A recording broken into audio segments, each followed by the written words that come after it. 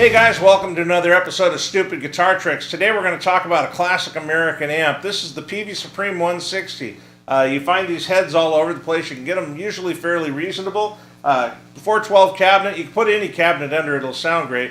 This is a Peavey cabinet. It's a newer cabinet, newer than the head, but I still think it sounds pretty good. I used this amp a lot back in the day playing with Area 51. Here's one of our posters. Yeah, we were big time. The old Peavey amps used to be made down in Mississippi. They're American made, they're solid, they're tanks. I've had this one for, I don't know, probably 17 or 18 years. I've played out with it a ton. It's been at a bunch of shows.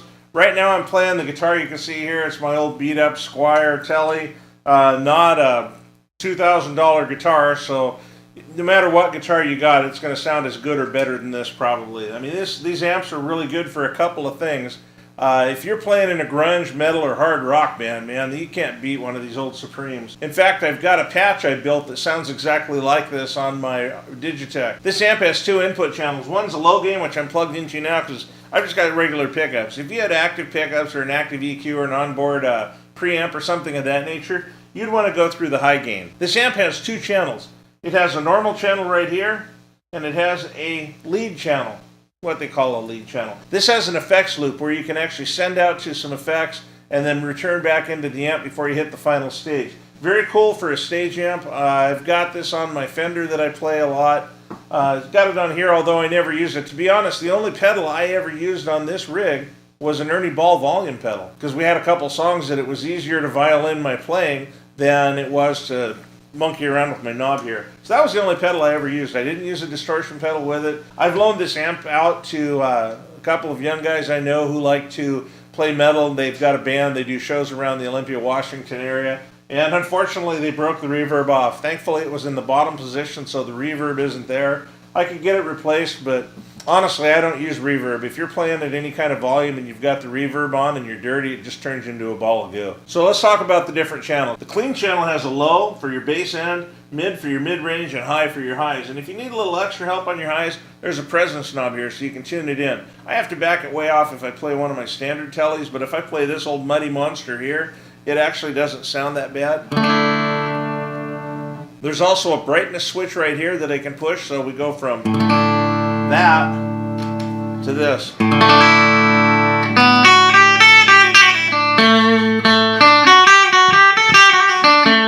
That's pretty much your clean channel. You can tweak it around. If you want a jazz tone, you can probably get that. Keep your mids up, back off your bass and your treble a little bit. Get up on your neck pickup and maybe it sounds a little bit more.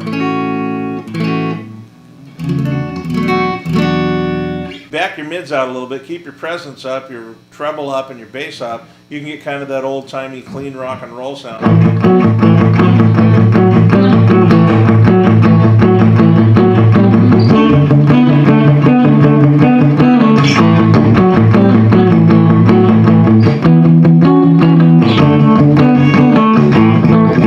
The fun thing is when you kick over to the dirty channel, Leslie.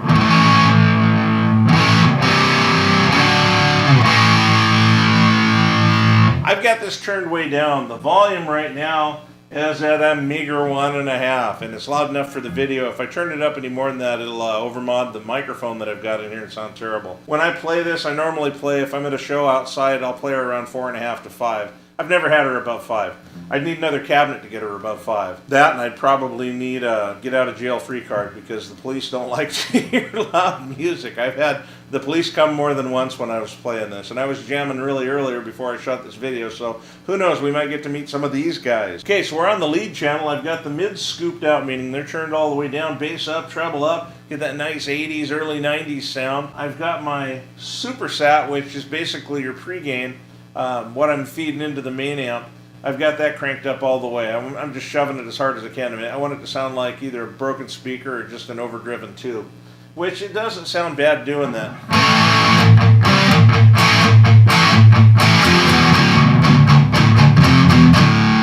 But it's got a couple of other things you can put on it. But it's got a gain switch. When you kick this gain switch in, it actually shoves the wattage right up through the roof, and it gets a better sound. You get this gnarly hum, but hey man, this is rock and roll, right?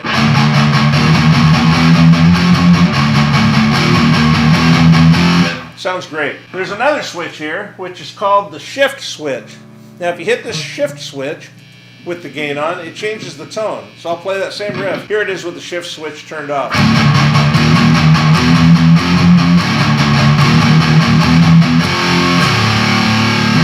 Sounds great to me. I used this amp in a band called Area 51. We played a whole lot of grunge, hard rock, a little bit of metal, a bunch of Frank Zappa. It was like if you took Alice in Chains and Frank Zappa and threw them together and you got some sort of weird, hideous, three-headed love child. That's what it was like. This amp was great. We couldn't keep a bass player, so a lot of the time I'd leave my shift on down there and I'd play just the bass part, basically, the heavy stuff.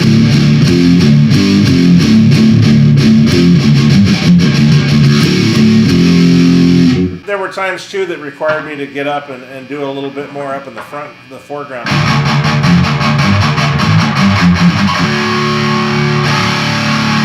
You can really get that Soundgarden sound out of it.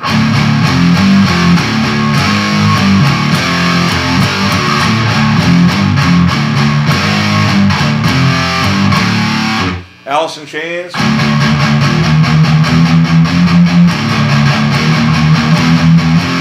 If you throw a pedal on in front of this, a little bit of a delay or maybe a touch of reverb or something, you can do all sorts of great things. When I played it, I was really more concerned about compressing as much noise out of this rascal as I could and just trying to get it out there to drive the audience. I let the other guy who was playing guitar with me sound really good. Because a lot of time we were a three-piece. Most of the bass players we got, and I'm not saying this to be a jerk, but most of the bass players we got either had their head so far up their backside that they couldn't see to play their guitar, or they'd be too stoned to show up and play. Sorry guys, music's a business sometimes and you gotta show up to work. That being said, this is a pretty versatile amp. We were able to pull off all sorts of successful gigs just with 2 guitar players and a drummer. And we were heavy as stink. We went up against 5-piece bands and just blew them out of the water. So, I mean, this is a piece of American history. If you see one of these around, you know, for $400 or $500, man, I'd jump on it. I don't use this anymore. I used to use it a lot, but really all I play now is I play at church and I play a lot of smaller places. So I've got a 410 Fender DeVille that's 100 watt. It's a nice tube amp. This is solid state, a little bit of a tone difference, but I'm not playing all the heavy hard stuff anymore, really. Mostly what I'm playing now is more jazzy, mainstream rock and roll or pop. But if you're playing the hard stuff, you're playing the heavy stuff, and you want to get yourself a good amp that will go out there and split some skulls, melt some faces, and possibly ruin generations of people's eardrums, man, this is the thing.